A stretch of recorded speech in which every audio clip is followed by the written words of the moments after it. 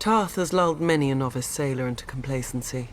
Our lush island sits on calm blue water like an emerald set into a sapphire.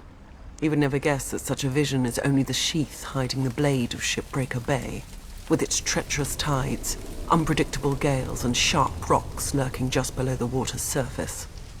The storms that blow through the bay water the Kingswood and Rainwood, two of the great forests of Westeros, and they give the Stormlands their name.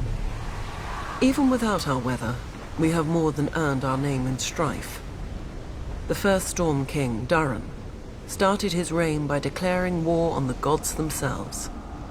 He loved the daughter of the sea god and the wind goddess, but they forbade the union.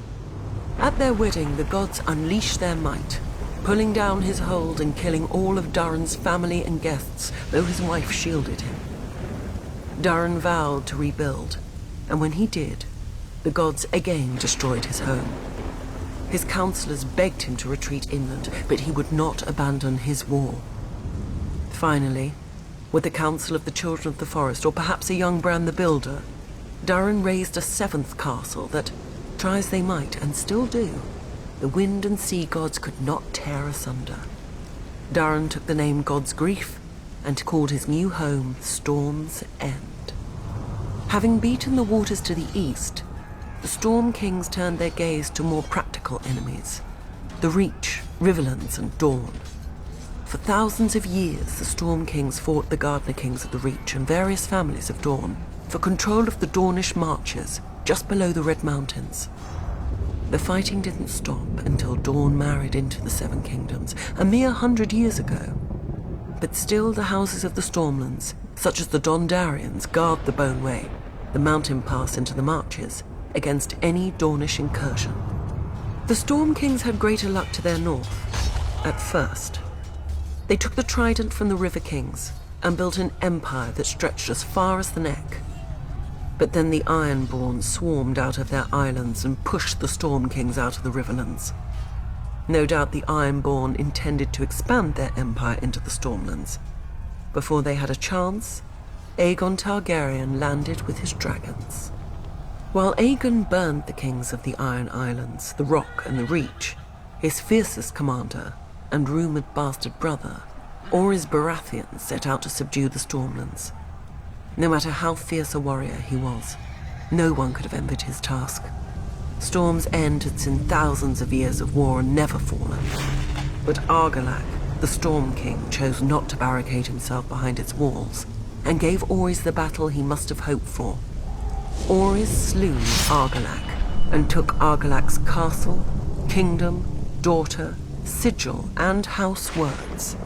House Baratheon became the lord of the Stormlands.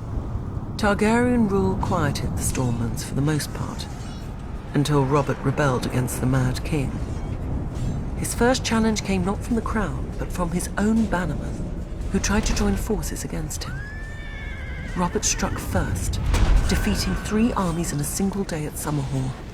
The victory cemented Robert's control of the Stormlands, and he was able to march on the Reach and Riverlands with no enemy to his rear. Yet not all of Robert's bannermen sided with him. Sir Barristan the Bold came from the Stormlands, but as the pre-eminent member of Aerys Kingsguard and greatest knight in the realm, Sir Barristan remained loyal. After Robert's decisive victory on the Trident, Robert sent his own maester to care for his countryman Sir Barristan, who had suffered grievous wounds whilst fighting so hard to kill him. Later, when the Kingslayer betrayed Aerys, Robert pardoned Sir Barristan and even took him onto his own Kingsguard. When Robert lifted Mace Tyrell's ill-managed siege of Storm's End and returned to his ancestral home, he realized the dream of all the Stormlords before him, to rule the 7 kingdoms. Then Robert died, and his brother Stannis killed their other brother, the noble King Renly, with black magic. Now the Stormlands again live up to their name, with so many houses burnt on the Blackwater and others currying favour with the Lannisters to seize the survivors' lands. Renly could have saved us. If only I could have saved him.